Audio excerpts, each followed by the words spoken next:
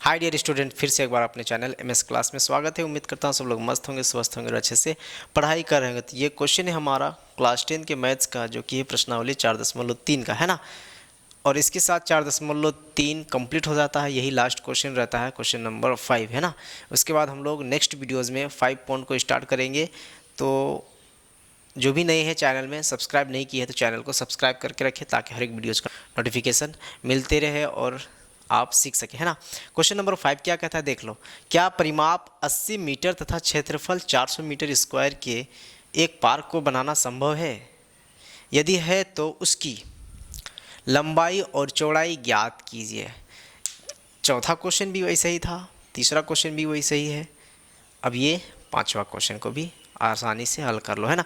क्या परिमाप 80 मीटर तथा क्षेत्रफल 400 मीटर के एक पार्क को बनाना संभव है? क्या है, परिमाप दिया है 80 मीटर और क्षेत्रफल दिया है 400 मीटर स्क्वायर। हम तो पिछले वीडियोज़ में बोले हैं क्या कि क्षेत्रफल में रहेगा तो वो क्या रहेगा, स्क्वायर में दिया रहेगा। क्षेत्रफल के एक पार्क को बनाना संभव है, यदि है तो उसकी लंबाई और चौड़ाई ज्ञात कीजिए, है ना। एक पार्क है, समझ लो, एक ये पार्क है ना, पार्क।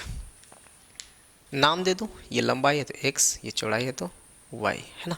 नाम दे दिए x और y। हम लोग भी इसको जब मानिए लिए हैं तो लिखेंगे क्या, हल। माना कि क्या माने हैं, लंबाई बराबर x और चौड़ाई बराबर y, है ना। चौड़ाई बराबर y। क्या लंबाई x मान लिए और चौड़ाई हम क्या मान लिए, y। अब जो जो दिया है उसको लिख लेते हैं। क्या दिया है, दिया है, क्या है, दिया है ना। क्या क्या दिया है, चूंकि छूट गया, चूंकि दिया है, क्या क्या दिया है, पार्क, पार्क है ना। पार्क का परिमाप,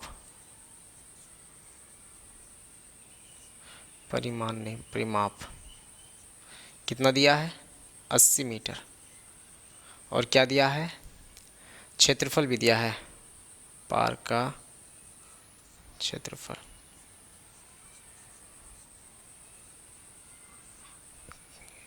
कितना है, 400 मीटर स्क्वायर में ही रहेगा, है ना।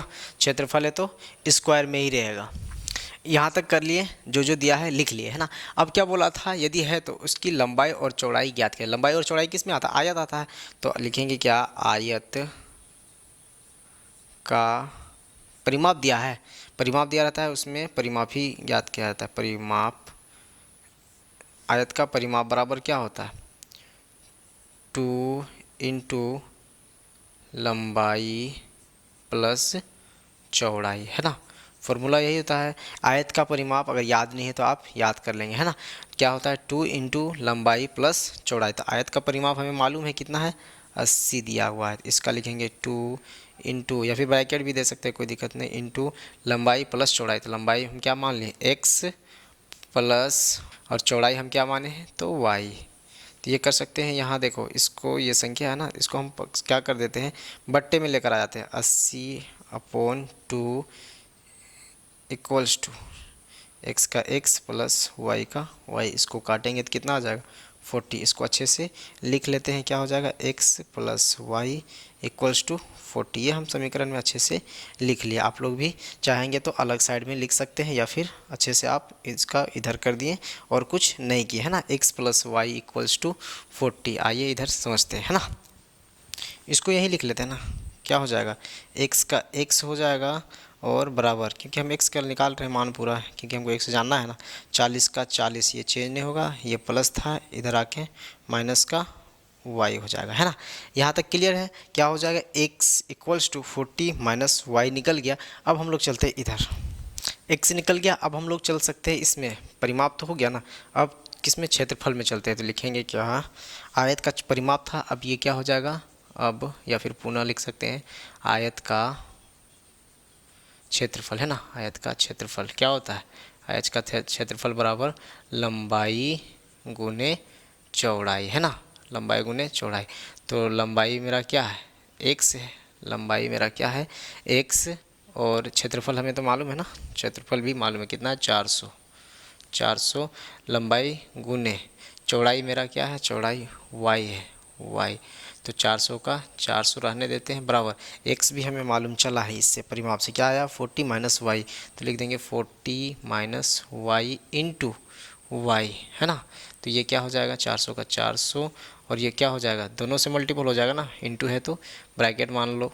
तो क्या हो जाएगा 40 को y से मल्टीपल करेंगे तो कितना हो जाएगा 40y माइनस प्लस माइनस, और ये y को y से मल्टीपल करेंगे तो y स्क्वायर हो जाएगा, है ना। अब इसको क्या करते हैं, सबसे पहले अच्छे से सजा लेते हैं, जो बड़ी घात है उसको पहले लिखते हैं y स्क्वायर माइनस में है, फिर आता है प्लस का 40y, फिर बराबर ये 400 का 400, है ना। अब क्या करते हैं, इसको पक्षांतर कर लेते हैं ना, minus Y square plus 40y, और ये प्लस था इधर आके माइनस का 400 का 400, है ना। आगे बढ़ते हैं तो आगे क्या आता है, तो देख रहे हैं यहाँ क्या है, कॉमन लग रहा है माइनस, है ना, क्योंकि माइनस शुरुआत में होता नहीं है। तो क्या करेंगे, माइनस को कॉमन ले लेंगे, माइनस कॉमन ले लेते ये हो जाएगा, जो प्लस है वो माइनस में और जो माइनस है वो प्लस में।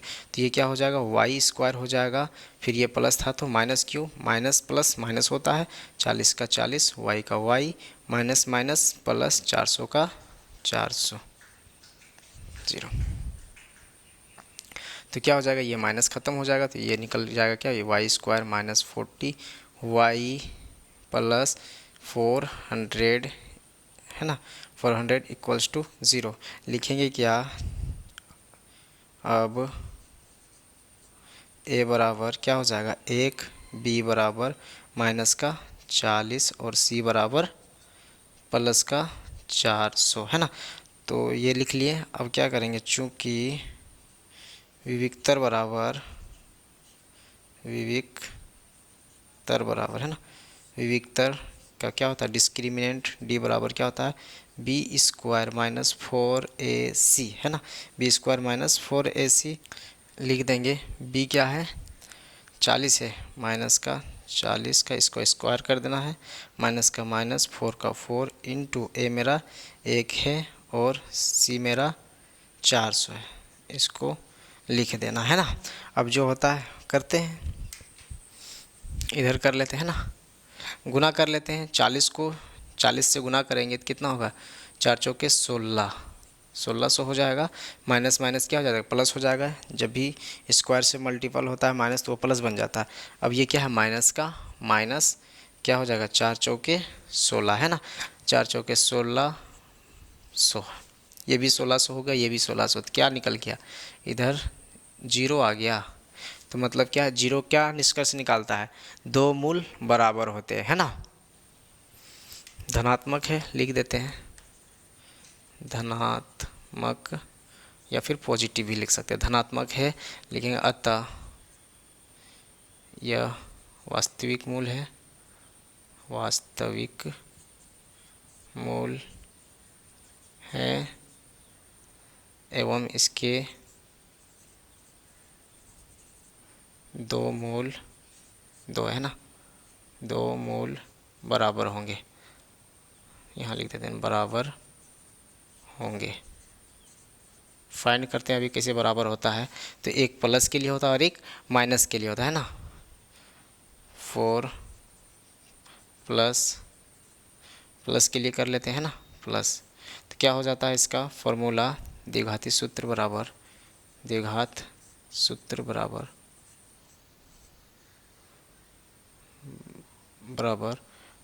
Minus b plus root under d, क्यों प्लस वाला कर रहे हैं ना इसलिए।